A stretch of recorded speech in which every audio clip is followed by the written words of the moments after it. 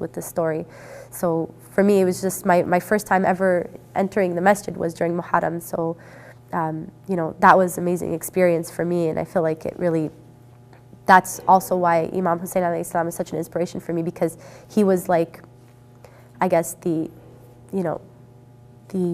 part that really made me, so convinced, of Islam, like for somebody to sacrifice it all for that, it really made me feel like this is the right path, following Ahlul Bayt is the right path. And, and then of course after I did my Shahada, after I had already been officially Muslim, I would go to the processions, which I found were really amazing because, you're out in public, and you're telling people about the message of Imam Hussein alayhi salam. You're telling, and it's relevant to them because, as I said, he's a role model for anybody, from a humanitarian perspective. So, people would, I remember one winter was my first time doing the procession, and it was, a woman had asked me, what is all this, what's going on? And, the procession had kept going and going, and, I had lost them in sight. They were already gone, and I was just talking with this woman. I remember my feet were so cold I couldn't feel them, and we were just talking and talking, and she knew who he was, and she was like, a French Quebecois lady, not a Muslim, and she's like, yes, I learned about him, from a very long time ago, and she was so intrigued to know more, and we had a beautiful conversation about it, and I just thought this is what it's about, it's about spreading the message, and it was an amazing experience, the procession.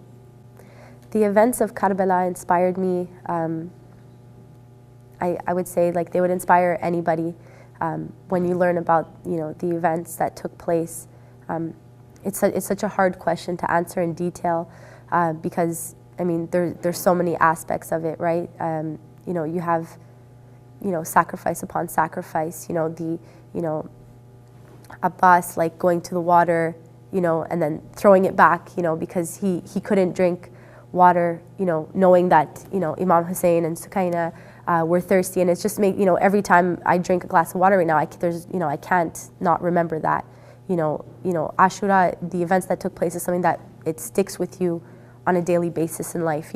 Even when I put my hijab, sometimes it's not easy. Sometimes you do want to conform to society standards of fashion. And then I remember Zainab, alayhi salam, and how she had to the struggles that she had to put up with after, and having her hijab taken from her, and it's just this. It's an honor, you know what I mean?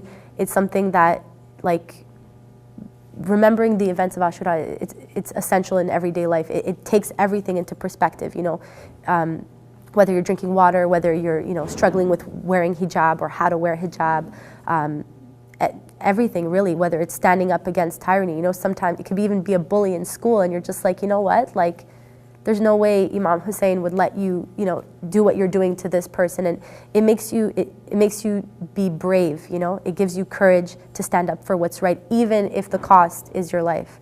And I feel it's just an amazing, amazing thing that everybody needs to know the story. Everybody needs to, take it into consideration on a day-to-day basis, because it's something that you carry with you every day in life. I think the Muslim community in general is doing a pretty good job in letting the world know about Imam Hussein. I noticed that, in the years that I've been a Muslim, I feel more and more people are aware. More and more people ask questions about Imam Hussein alayhi salam in particular, and I feel it's an amazing thing because, as I said, it's something that can affect anybody, whether they're Muslim or not, and I feel that's the important part for most people. Whether they're non-Muslim, they need to know about the events that took place and how we can learn from that today, so history does not repeat itself, because it is repeating itself. So. In general, I think Muslims are doing a pretty good job. There's Ahlul Bayt TV now. People are able to. We live in a society where it's not just books, right? You don't have to go to a masjid to ask questions and feel you can go online. You can pick up a book. You can go to. I'm sure anybody that has any Muslim friend, ask them ask them these questions. And people ask me questions. I'm more than happy to answer them. There's so many outlets available for people to learn the message. But I mean, it's a never-ending thing, right? Until it's in every corner of the world, until every single person knows, who Imam Hussein alayhi salam is, then I mean, the job is not complete. It's not complete, but it's getting there. And I feel like every year more and more people are knowing, and I think it's great. I would say my words of advice for anybody who is looking to learn about Islam, or looking to, who's already looked into Islam and wants to, officially identify themselves as a Muslim. I think when learning about Islam, the only advice I can give is, yes, you do need support, but do all the thinking on your own. Get the books, that's as far as it would go in terms of, reaching out to people, but you want to make all those decisions on your own. You want to, make sure that you're not being influenced by, any outside people. I mean, this is a decision you're making for God, right? So, I mean, we pray to God. God hears us all the time. So, I would recommend just, doing your due diligence in terms of the knowledge, reading the books, and then just asking Allah for, for the guidance, to make it easy for you. With that being said, if ever you do find yourself at a point where you feel like, this is the truth, I need to accept it. This is also a hard, hill to come over, because, knowledge is a responsibility. And like me, when I came to the realization that, Islam was the truth for me, there was no turning back. Even if I wanted to, even if I said, reverting seems like it would be a hassle, let me just, stay as is and, maybe go to the masjid occasionally. No, for me, I had to, do what I had to do. So I would just say, you have to have the courage to accept the truth once you've come to it. I would say a message that I have for Muslim viewers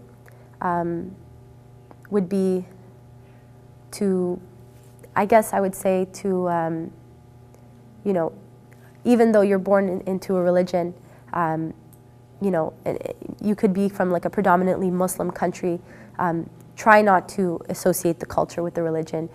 Try to reach out to different communities. Try to have Islam unified as one, as one ummah, the way it should be.